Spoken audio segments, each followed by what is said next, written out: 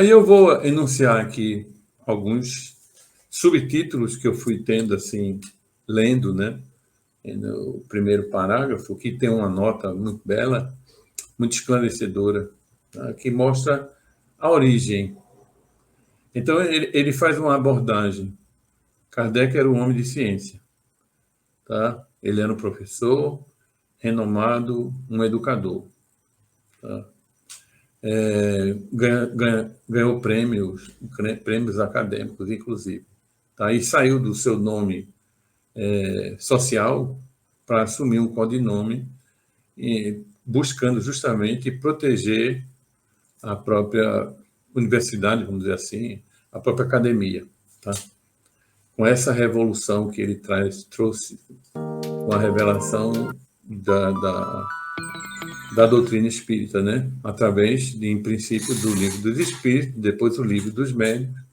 Tá? E aí, depois vem essa obra que a gente está debruçando sobre ela, que é o Evangelho segundo o Espiritismo, e ela traz justamente a filosofia e a ética e a moral que Jesus praticou durante a sua passagem humana aqui, né?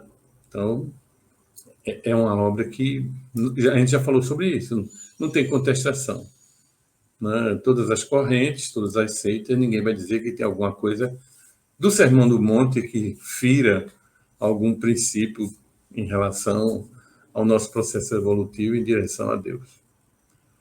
Aí ele começa assim, faz uma reflexão. Se uma doutrina for humana, ela depende da capacidade natural do seu autor. Tá? E aí a pergunta é extremamente profunda. Quem é que se imagina possuir a verdade absoluta? Quem de nós, de um ser humano, tá, se imagina possuidor da verdade absoluta? Não é a verdade. A verdade habita em cada um de nós. As nossas verdades.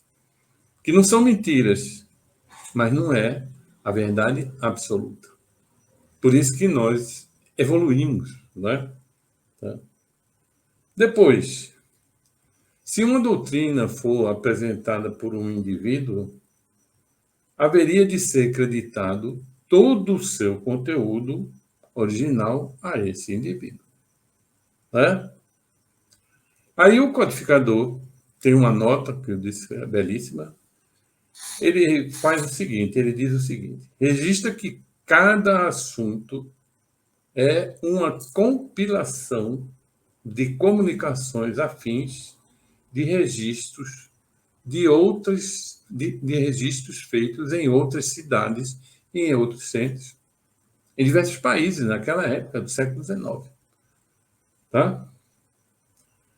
Não nomeou os médiuns. Isso aqui quer dizer o que é o seguinte, tá? Um determinado assunto, quem vê a estrutura do Livro dos Espíritos, tem uma série de perguntas, tá? E ele não fazia pergunta a ele só. Essas perguntas eram irradiadas. Então era um grupo de pesquisa. E os médiums, ou seja, aqueles mensageiros, tá? Dos mais variados, de diversas línguas, e dos mais variáveis níveis de conhecimento, independente isso aí. Tem crianças analfabetas no meio dessa história, está muito bonito. Tá? Recebiam o mesmo conteúdo. Ou seja, para nos deixar pensar a respeito de que uma determinada resposta não é a resposta de um indivíduo que possui o conhecimento. É uma resposta ele utiliza, inclusive, aqui, de milhões de pessoas diferentes. Tá? Aquelas que têm coerência, ele codificou. Aquelas que não tinham coerência, ele separou. Ele separou e não tratou, né? Então, ele aborda isso aí, tá? Em princípio, a respeito dessa compilação de dados. Depois, não nomeou os médiuns a pedido dos próprios médiuns. Da grande maioria deles, não precisa sair o meu nome.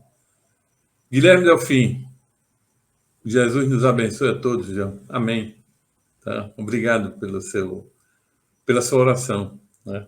A gente começou falando sobre oração, é justamente isso aí. Obrigado. Tá, Guilherme? Aí eu fiquei pensando, inclusive, isso aí é caridade. É caridade. É caridade, a gente vê que não é o momento adequado para você fazer um elogio, nem colocar o nome de uma pessoa em evidência. Porque ela ainda pode ser, como a maioria de nós o é, ainda relativamente carente, né? E gostar de um agrado, todo mundo gosta, tá? Mas daqui a pouco pode envaidecer o seu amor próprio e começar a alimentar, né, a vaidade e o orgulho, que são chagas muito fortes, né? Quando isso vai perdendo o controle. Tá? Então, não foi nominado, porque o médium ele é um agente passivo. Ele precisa representar bem a capacidade de transmitir aquilo que ele está ouvindo, vendo, sentindo, né? E que seja compatível com aquilo que ele está recebendo. É a mesma coisa se a gente começasse a ter aquele exercício de você contar a história para A, que conta a história para B, e aí você vai relatar. E quando você relata, quando você vai ver a história, já tinha algumas interferências sobre a visão de cada um. Tá? Então, o bom médium é aquele que justamente consegue transmitir a própria informação que ele recebe. Na verdade, é isso. O bom médium não é aquele que recebe espíritos de vultos da história, do saber, do conhecimento. Não. Tá? É aquele indivíduo que transmite aquilo que justamente ele sabe, pode transmitir. É como se fosse um instrumento que toca a nota, tá, que o tocador quer emitir. É justamente isso. Quando o instrumento não é muito bom, o que é que ele faz? Deturpa justamente o som.